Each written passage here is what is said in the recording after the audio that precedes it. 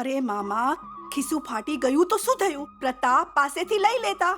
આમ તો છે તો એ મારો સોતેલો દીકરો, પણ પેટનો જડ્યો પ્રેમનો જેવો કંજૂસ તો નહીં. ભગવાન ખોટું ના બોલાવે સુમિત્રાબેન. ખિસ્સું તો કપાયું જ્યારે હું બસમાંથી ઉતરતો હતો, નહીં તો 10-20 ની કોને પરવા.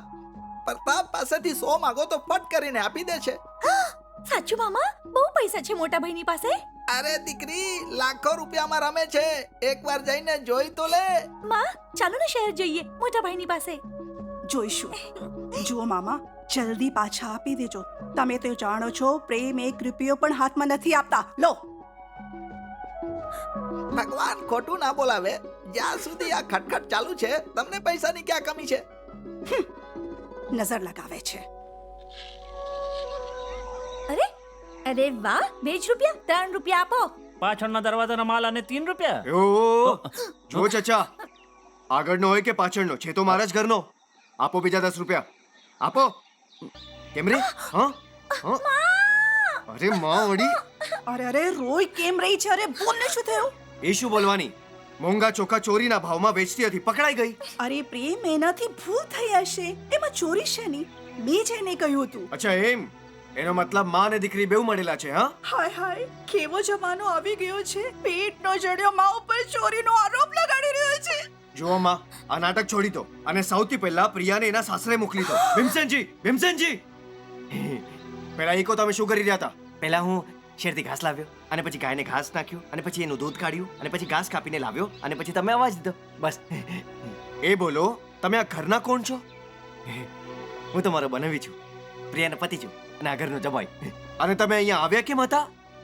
હું પ્રિયાને ઘરે લઈ જવા આવ્યો હતો, કેમ કે માં મને બહુ મારે છે. તો પછી લઈ કેમ નથી જતા? માં કહે છે મારી માં એને બહુ કામ કરાવે છે. સાંભળ્યું માં? પ્રિયાની સાસુ એને કામ કરાવે છે, તને સારું નથી લાગતું, અને તું તારા જમાઈ પાસેથી કામ કરાવે છે, તને સારું લાગે છે? એ સાંભળો ભીમસનજી, કાલે દિવસ નીકળ્યા પહેલા તમે પ્રિયાને અહીંયાથી લઈને ચાલ્યા જાઓ, નહીં તો હું તમારા બંનેની ઘાસડી બાંધીને તમારી માં પાસે ફેંકી આવીશ. સમજ્યા? સારી રીતે ચાલો ને. હવે જલ્દીથી સામાન અહીંયા રાખી દો.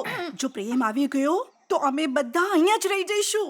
માં, તમે પણ આવો છો મારા ઘરે? નહીં નહીં નહીં નહીં, આપણે પ્રતાપના ઘરે જઈએ છીએ. હા.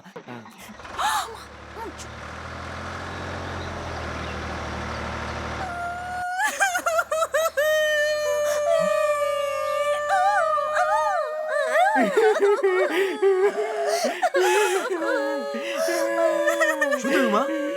તમે બધા રડો કેમ છો? શું બોલું તને? ભીમસેનની માં. શું થયું એની માને? ભગવાનની પ્યારી થઈ ગઈ.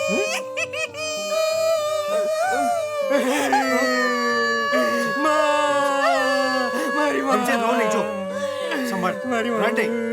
માં, તારે જવું જોઈએ. ત્યાં પહોંચીને મને સમાચાર આપજે. સારું બેટા, સારું.